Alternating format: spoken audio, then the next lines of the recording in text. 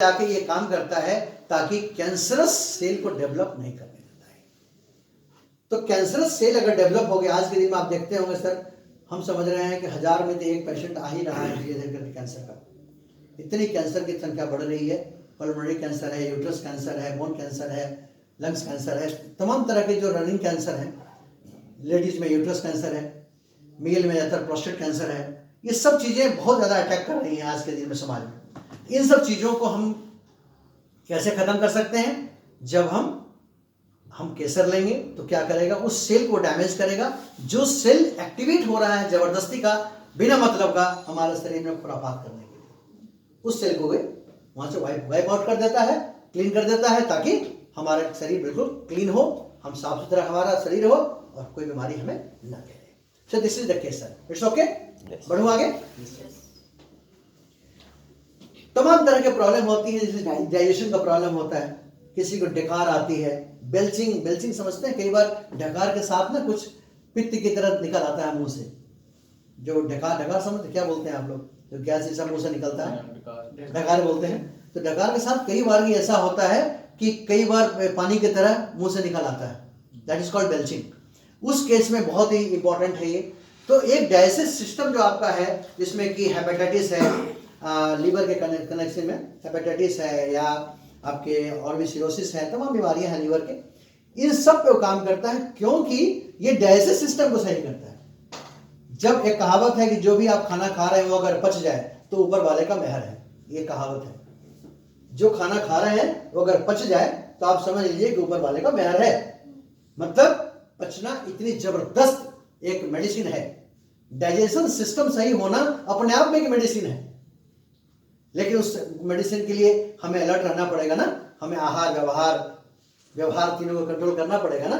हम अगर शरीर में ज्यादा पित्त पैदा कर देंगे तो क्या होगा, फिर हम कहेंगे साहब मेरा पित्त भी तैयार ज्यादा करें और हमारा डाइजेशन सिस्टम भी सही हो, तो ये तो होगा नहीं। फिर भी अगर जाने अनजाने में होता है तो हमारा केसर है जो हमारे लिए रामबाण का काम करता है। डैंड्रफ की शिकायतें बहुत होती हैं, खासकर लेडीज में ज्यादा ही पाया जाता है। क्यों मैम? बहुत लोगों को होता है। उस केसेस में जब आप रेगुलर इसको यूज करेंगे तो धीरे धीरे जो स्किन की जो लेयर होती है, स्किन जो सिस्टम है, उसको सही कर देता है और बिल्कुल क्लीन कर देता है। कई बार ऐसा देखते होंगे कि बहुत सारे ऊन घाव जो है वो हील नहीं होता है, या ब्लीडिंग होती है, ब्लीडिंग चेक नहीं होती। तो ये सब चीजों पे अगर ब्लीडिंग हो रही है तो कई बार नाक से ब्लीडिंग होने लगती है, कई बार कहीं कट वुंड हो गया तो वहां से बहुत ज्यादा ब्लीड करने लगता है। तो ये अगर केसर हम रेगुलर लेते हैं तो हमारे इसका दबाव इतने कैपिलरी और वेन्स को इतना कंट्रोल करके रखता है कि जितनी जरूरत है उतने ही काम करेगा ये। क्योंकि जब सब शरीर कुछ सही रहेगा तो कुछ गलत होने नहीं देगा। फिर भी होगा तो मेडिकेशन में आप जाएंगे, ऑफ कोर्स जाएंगे, आप केसर के भरोसे नहीं बैठे रहेंगे ब्लीडिंग हो रहा है तो, लेकिन ये कम से कम उस आदमी से कम होगा जो आदमी नहीं ले रहा है। क्लियर?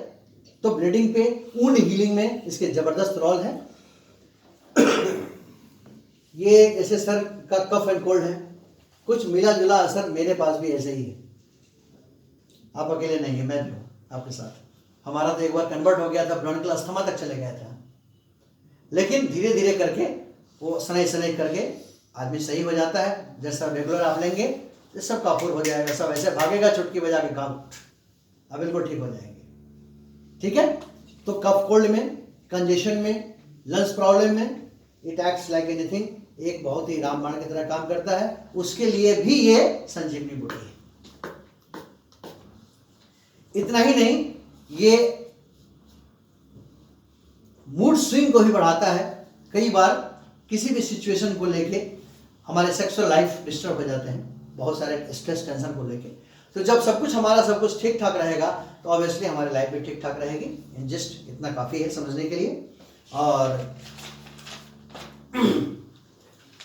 किडनी प्रॉब्लम, कई बार यूरिन में प्रॉब्लम आ जाती है, पेशाब बार बार जाना हो गया, चाहे किडनी में कोई इन्फेक्शन आ गई, तो ये सब चीजें देखिए मोटा मोटी अगर एक लाइन में अगर इसको बांधें, एक ब्रैकेट में रखें, तो all due to the toxicity. जब शरीर में टॉक्सिसिटी जाएगी, कुछ गलत काम होगा तो ही गलत काम होगा। हम गलत काम करेंगे तभी तो पुलिस आएगी मेरे पास, फिर तो हमें दवा की जरूरत पड़ेगी सर, अदरवाइज क्या करने आएगी? तो अपने घर में अपने घर। तो इस तरह से किसी तरह का पेन मैनेजमेंट के लिए रामबाण है। पेन मैनेजमेंट जैसे स्टोमैक पेन हो गया, हेडेक हो गया, बॉडी एक हो गई, जैसे मैंने बताया कि गॉट हो गया, गॉट मीन्स गठिया, कठिया, फिर आर्थराइटिस पेन हो गया। इन सब सारे पेन में काफ़ी आपको ये आरामदायक होता है, जो रेगुलर काम करता है। ये इसकी जो सबसे खासियत है वो that is it balances the oxygen level. अभी कोरोना काल में आपने देखा होगा कि ज़्यादातर डेथ क्यों हुई, बता सकते हैं कोई? जिनका इम्यून सिस्टम कमजोर था। एक दूसरा ऑक्सीजन। Correct, very good. दोनों सर के लिए थोड़ा थोड़ा हल्का हल्का थोड़ा सा आग भी लग रही हो तो खुल जाए। तो आई मीन जिसकी इम्यून सिस्टम कमजोर रही थी और जिसके ऑक्सीजन लेवल इम्बैलेंस हो गए थे। मैं भी वो शख्स हूँ, मैं कोरोना फंसा था। डॉक्टर ने मेरे को 5 घंटे का टाइम दे दिया था कि 5 घंटे में आर या पार, लेकिन मैं डिफेंस हॉस्पिटल में किसी तरह से एडमिट हुआ तो किसी तरह से बच गया। आपके सामने हूँ मैं। तो मैं ये कहना चाहता हूँ उस वक्त मैं भी ऑक्सीजन की लड़ाई लड़ रहा था। तो ऑक्सीजन लेवल अगर आपका इम्बैलेंस है, इसका मतलब कि कहीं ना कहीं हमारे ब्लड के प्यूरिफिकेशन में कहीं ना कहीं गड़बड़ियाँ हैं। क्लॉटिंग डेवलप कर जाएगी, तो क्लॉटिंग डेवलप करेगा तो अटैक होगा तो अल्टीमेटली आदमी पास चला जाएगा यहाँ से। तो ऑक्सीजन लेवल को मेंटेन हम ये करता है जिससे कि ब्लॉकेज के चांसेस बिल्कुल ही कम हो जाते हैं। जब ब्लॉकेज के चांसेस कम होंगे तो अटैक नहीं होगा, अटैक नहीं होगा तो हम सुरक्षित रहेंगे। और इसके अलावा last but not list, any female problem जो भी है, जितने भी गायनिकोलॉजिकल प्रॉब्लम है, तमाम गायनिकोलॉजिकल प्रॉब्लम आती हैं, उन सब प्रॉब्लम में आपका ये बहुत ही रामबाण का काम करता है। चाहे वो लिक्यूरे का केसेस हो या डॉट डॉट डॉट बहुत सारे प्रॉब्लम होती है लेडीज़ की, तो उन सब केसेस में खास के लेडीज़ को एक प्रॉब्लम ज़बरदस्त है जो उनके द्वारा खुद का बुलाया हुआ है। आप क्षमा करिएगा, मैं स्पष्ट बोल रहा हूँ, या आप खुद उसको बुलाती हैं कि आ जा मेरे पास, है ना। आपके हस्बैंड, आपके बेटे, आपकी बेटी नहीं चाहती, लेकिन आप कहते ना जी तू तो आ जा, मैं तो मानने वाली नहीं, आ ही जा तू। कहिए कैसे मैं प्रूव करूँ आपको? जब आपके बच्चे स्कूल जाते होंगे तो आप बिल्कुल उसको टिफिन लंच बना के देती होंगी, जा समय पे उसको नाश्ता कराती होंगी, पकड़ पकड़ के उसको खिलाती होंगी कि चल 2 रोटी खा के जा या ब्रेड खा के जा, टिफिन भी लेके जा, फोन भी करती होगी तूने खाया कि नहीं खाया। ऐसा तो नहीं कि दूसरे को खिला दिया। बच्चे हैं ना, नटखट है। हस्बैंड को अगर उनकी ड्यूटी 9 बजे की है तो उनकी आपने नाश्ता कराया, उनको टिफिन दिया, उनको ले गए, 1 बजे फ़ोन भी कर रही है, लंच किया कि नहीं किया आपने, कि बिजी है ऑफिस में। लेकिन जब अपनी बारी आती है, रुको जरा सा मैं बर्तन भी सही कर लूँ, थोड़ा बिस्तर भी सही कर लूँ, थोड़ा मेड आई है उसको भी पहले गाइड कर दूँ, फिर आराम से मैं नहाऊंगी फिर खाऊंगी। मैं बताऊं, मेरा अपना प्रैक्टिकल एक्सपीरियंस है, 90% घर में ऐसा होता है। वो 10% ही घर ऐसे हैं कि बहुत ही हाईली मैनेज्ड है कि ना जी 8 बजे ब्रेकफास्ट, मतलब ब्रेकफास्ट चाहे आग लगे पत्थर पर से। लेकिन ऐसे कितने घर हैं? मैं आपसे पूछना चाहूंगा, अगर आप बुरा ना माने तो प्रैक्टिकली क्या होता है बताइए आपके साथ? पहले हस्बैंड को भेज दें, हाँ, तो उसके बाद काम का ही होता है, काम करने के बाद आराम से। सोचो जरा सा, आप रात में कितने बजे खाना खाया? 9-10 बजे। फिर दिन में कितने बजे? 12-1-2 बजे। अब जरा सोचो कितना देर बॉडी का आपने क्या किया। लेकिन बॉडी को तो सुबह में चाहिए ना कुछ नाश्ता, वो कहाँ से लेगा? वो आपके शरीर से लेगा, आपके ब्लड से लेगा, आपके इम्यून सिस्टम से लेगा, आपके बोन से लेगा। उसको तो चाहिए भाई, उसको तो अगर 8 बजे रिक्वायरमेंट है सर, तो 8 बजे चाहिए उसको। प्रोटीन, कैल्शियम जो जो चाहिए वो तो चाहिए उसको, नहीं तो हीमोग्लोबिन कम होता जाएगा ऑब्वियसली, बिल्कुल, है ना। बिल्कुल। तो इसीलिए 90% केसेस में, ये 99 की बजाय भी अगर माफ करना, मैं आपकी बात को काट रहा हूँ, 99% है। चलिए सर, ये तो आपको मानता है, मैं 10% छोड़ दिया। सर्वे की बात करो तो हाँ, तो ऐसा क्यों होता है? क्योंकि हम उतने अवेयर नहीं होते हैं, हम सोचते हैं चलेगा, नहीं चलेगा। फिर भी हमारा केसर उसमें आपको रक्षा करेगा थोड़ा सा। लेकिन मैं कहूंगा, फिर वहीं पे इसको जोड़ूंगा, मैंने शुरू वहीं से किया था, आहार, विहार और व्यवहार से। ये मत सोचना कि ये एक ऐसा मेडिसिन है, संजीवनी बूटी में बोल जरूर रहा हूं, लेकिन ये वो हनुमान जी का संजीवनी बूटी नहीं है कि आपने खिला दिया और लक्ष्मण जी गए। और संजीवनी बूटी से कम भी नहीं है। लेकिन संजीवनी में से कम इसलिए नहीं है कि आपके लिए रक्षक है, आपका बॉडीगार्ड है। लेकिन बॉडीगार्ड का होने का मतलब ये नहीं है कि आप अलर्ट ना रहो। आज पुतिन का मैं देख रहा था, बॉडीगार्ड का बोला कि वर्ल्ड का सबसे बेस्ट बॉडीगार्ड है, लेकिन फिर भी पुतिन की आंखें चलती रहती है, पता नहीं किधर से कौन मार दे। इसलिए आपके बॉडीगार्ड होने का मतलब ये कतई नहीं है कि आप रिलैक्स हो जाओ। आपको तो अलर्ट रहना ही पड़ेगा, आपको तो अपना काम करना ही पड़ेगा, है ना। उसके बदले में बॉडीगार्ड नहीं सोता होगा, अगर सोना है तो पुतिन को ही सोना पड़ता होगा। तो जो रूटीन है तो just maintain it, take the kesar, केसर खाइए, मस्त रहिए। तो ये था हमारा पहला प्रोडक्ट। चूंकि ये मेन प्रोडक्ट था इसलिए मैंने कुछ ज़्यादा वक्त लिया। दूसरे प्रोडक्ट में बहुत स्पीड करूंगा, प्लीज़ डोंट वरी, परेशान आप ना हो। मैं पहले आपसे परमिशन ले चुका हूँ ऐसे इतना वक्त नहीं लूंगा मैं दूसरे प्रोडक्ट में। एक मिस्टर झा आने वाले थे, तो उनको बताओ, हाँ? शायद वही गए हैं। अच्छा, तो थोड़ा इस विषय में सर बताएं कि केसर का समझाना कैसा लगा आपको? बहुत अच्छा, बहुत बढ़िया। कुछ समझ में आया आपको? पक्का? ना मैं पूछूंगा नहीं, चिंता ना करें, बस आप खाली हाँ कह दें, मैं मान लूंगा कि हाँ। बहुत अच्छा, क्या सर? बहुत अच्छा।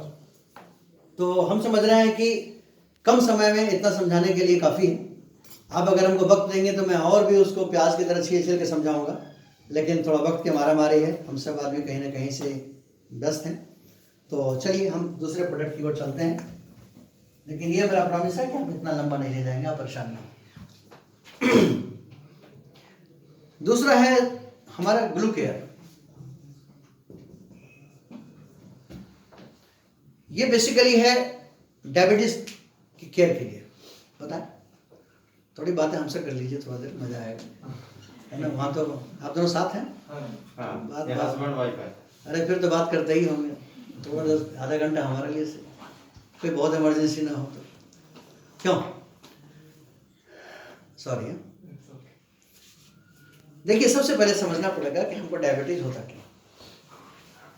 सबसे बड़ी दिक्कत क्या है हमारे साथ कि हम सीधे मेडिसिन पे जंप कर जाते हैं। हमें अगर कोई दिक्कतें होती हैं, हमें परेशानी होती है सर, तो सीधा डॉक्टर का चैम्बर दिखाई पड़ता है और गोलियां टप से सुबह दोपहर शाम जितने बार वो बताया खाया, उसको फीस दिया, कुछ पॉकेट ढीले करे, अपने आप को समझते हैं मैंने बहुत बड़ा तीर मार लिया। अमूमन यही होता है। लेकिन बात को समझिए कि आखिर हम टाइप 1 टाइप 2 में जाते क्यों हैं। टाइप 1 और type 2, there are 2 types of diabetes. कई बार डॉक्टर बोलता होगा आपको टाइप 2 डायबिटीज है, हम लोग भी एक लेमन की भाषा में अच्छा जी हाँ जी लिख दो जी, दवाई चले आते हैं। देखिए, हमें समझना पड़ेगा इसको कि what is a type 2 and what is a type 1। देखिए, ज्ञान और शिक्षा कभी जाया नहीं जाता।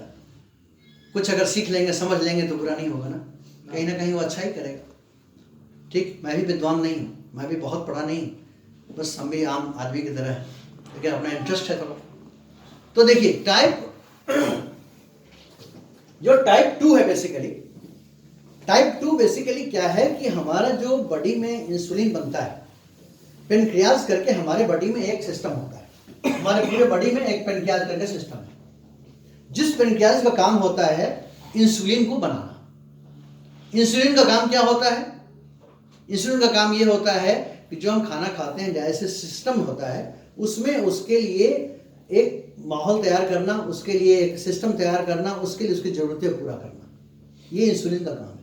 जब तक इंसुलिन नहीं जाएगा वो खाना पूरी तरह से नहीं पकेगा। एक मोटी भाषा में बता रहा हूँ। तो टाइप 2 में क्या होता है कि हमारे शरीर में बनता तो है, लेकिन उतना नहीं बनता है जितनी हमारे शरीर को